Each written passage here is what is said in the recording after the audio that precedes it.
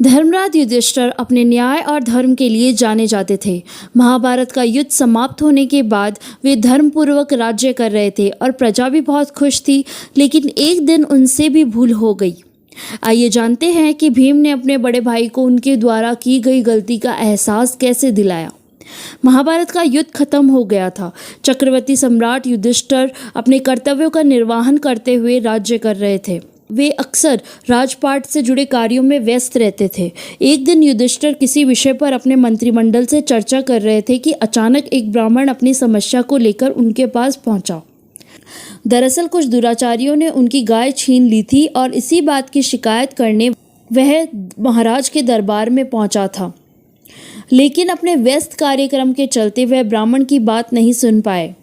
महाराज युधिष्ठिर ने उस ब्राह्मण से कहा कि आज तो मैं काफ़ी थक गया हूँ, आप कृपया कल सुबह आइए, आपकी अवश्य सहायता की जाएगी। इतना कहकर युधिष्ठिर वहाँ से चले गए। वह ब्राह्मण बहुत उम्मीद लेकर महाराज युधिष्ठिर के दरबार में पहुँचे थे, लेकिन महाराज युधिष्ठिर के इस व्यवहार से उन्हें निराश ही लौटना पड़ा। जब वे लौट रहे थे तो महाबली भीम की नज़र उन पर पड़ी। महाबली भीम ने ब्राह्मण देव को रोक कर उनसे उदासी का कारण पूछा। तब उन्होंने सारी बात भीम को बताई। भीम ने सारी बात सुनकर ब्राह्मण को आश्वासन दिया और कहा कि जल्द ही उनकी समस्या का समाधान हो जाएगा।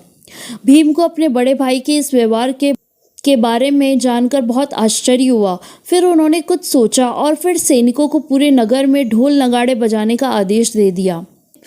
यह देखकर सब नगरवासियों ने भीम से पूछा कि आखिर ऐसा कौन सा अवसर है जो नगाड़े बजाए जा रहे हैं। भीम ने कहा, आपको पता नहीं, महाराज युधिष्ठिर ने काल पर विजय प्राप्त कर ली है और इसी अवसर पर ढोल नगाड़े बजाए जा रहे हैं। यह सब सुनकर युधिष्ठिर ने भीम को बुलाकर पूछा, यह सब क्या है भीम, मैंने काल पर कब विजय प्राप्त की? भीम ने कहा, भ्राताश्री, अभी कुछ समय पहले ही आपने ब्राह्मण को कहकर लौटा दिया कि उनकी समस्या का समाधान आप कल करेंगे। इसका मतलब तो यह हुआ ना कि आपको पता है कि कल या भविष्य में आप जीवित रहेंगे। तो मैंने समझा कि आपने अवश्य ही काल पर विजय प्राप्त कर ली होगी, तभी तो आपको पता है कि कल आप इस संसार में मौजूद रहेंगे। भीम के इन वचनों को सुनकर महाराज युधिष्ठिर को अपनी गलती का एहसास हुआ। उन्होंने तुरंत ब्राह्मण की सहायता की और आदर पूर्वक उनकी गाय उन्हें दिलवा दी। महाभारत से जुड़े इस कहानी से हमें यह सीख मिलती है कि कभी किसी कार्य को कल पर नहीं टालना चाहिए।